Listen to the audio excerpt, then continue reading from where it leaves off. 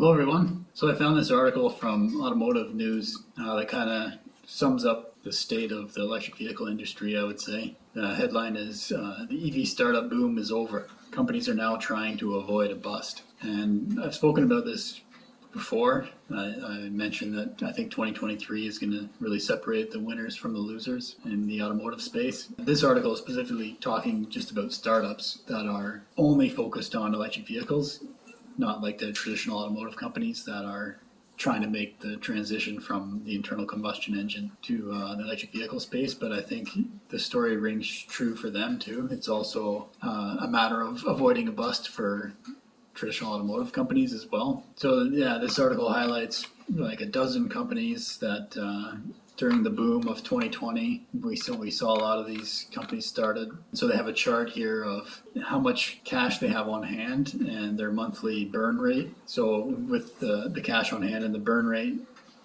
they do a chart of how many months they have left to survive on that cash. They don't increase their sales and income. So the worst one here is Canoe, which is a Canadian company. They look the worst, 20 million on hand, but they're burning 36 million per month. So they have less than a month left of cash to survive. And then going down the list, Faraday Future, Aptera, Navia, I don't know that one, Nikola, Lordstown, Workhorse, Fisker, Arrival, and REE.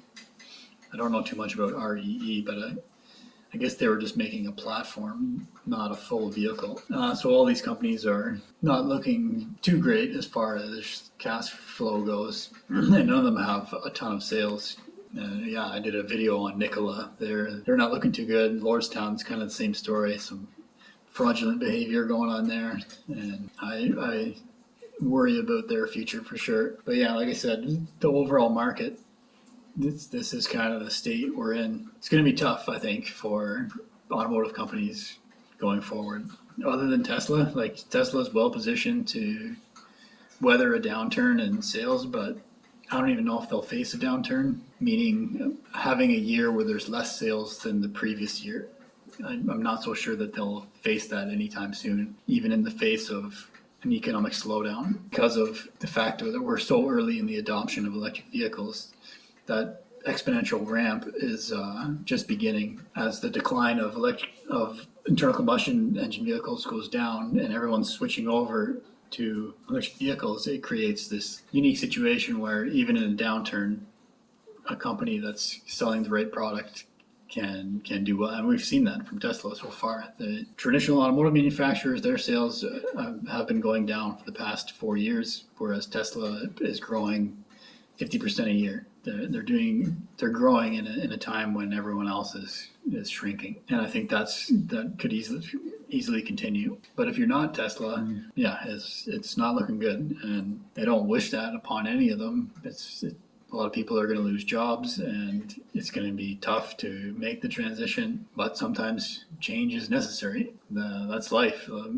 It doesn't stay the same. Things keep changing. When I was born, there was no internet. Well, maybe it was just getting started, but it wasn't a household thing to have internet. Cell phones were not a household thing.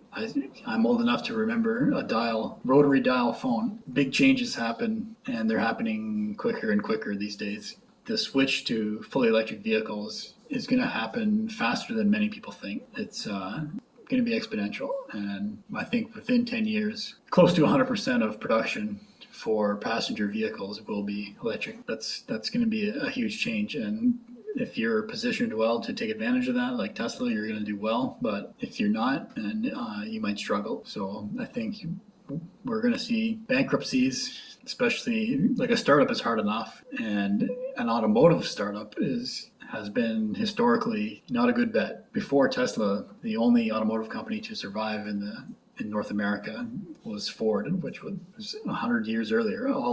There's been many attempts, but they all went bankrupt. But somehow Tesla pulled it off. It was almost a miracle that they survived. I think the opportunity was there, but the difficulty that they had to go through to make it, I don't think anyone really understands unless you were there. I doubted them early.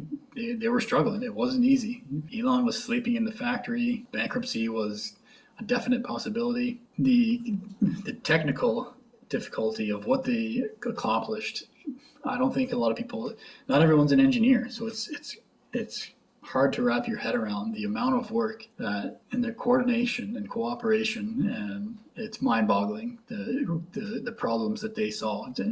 But amazing to see that it shows what if people work together, it shows what is possible. But I think extremely difficult, and somehow Tesla pulled together a team of people that were superstars. They somehow were able to find the best of the best and attract the best of the best. But the thing is, now Tesla has the best of the best, and who's left for the rest of the automotive market? Well, I guess the B and C players. Not saying that they can't do it, but it might be even harder. So yeah, this, like I said, this article from Automotive News, EV startup boom is over. Companies are now trying to avoid a bust. Yeah, I think that is a sign of the times, and we're going to start to see the bankruptcies, maybe some mergers, especially in the traditional automotive space. We're seeing the issues with Ford, the dealerships pushing back, fighting for their survival. Basically, Mississippi just banned electric vehicle sales person to person. It has to be in a dealership. Basically, it was a protectionist move from the dealerships in Mississippi to try and survive because they're worried. And then the layoffs, Ford's laying off a lot of employees, GM laying off employees, offering packages too. And now with these bank failures, this is going to affect automotive loans as well.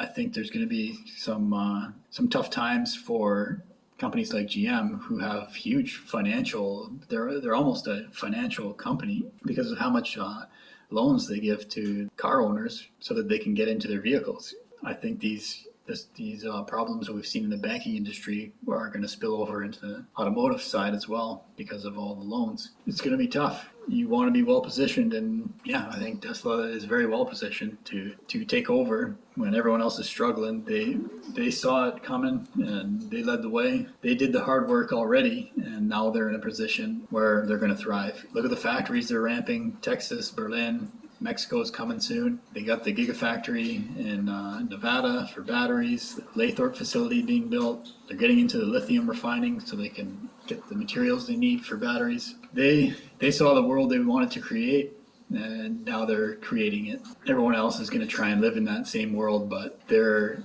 so far behind that it's going to be tough for them to survive when there's somebody like Tesla offering vehicles that are more affordable, have better specs, have been around longer, safer, the safest vehicles you can get. Although the Ford Mach-E did do very well in the front collision test, but that was just a front collision test. It wasn't overall. The Ford Mach-E scored better than the Model Y. And there was like 10 categories, and one of the categories, the Model Y, the low rating, whereas the Mach-E got a good rating. So yeah, that's my thoughts on the EV startup boom being over and the difficulties I think traditional automotive and its startups in the electric vehicle space are going to have in 2023. My name's Evan Bertrand. This is the Evergreen channel. You can subscribe if you like. Just click on the wheel in the bottom right. And thanks for watching.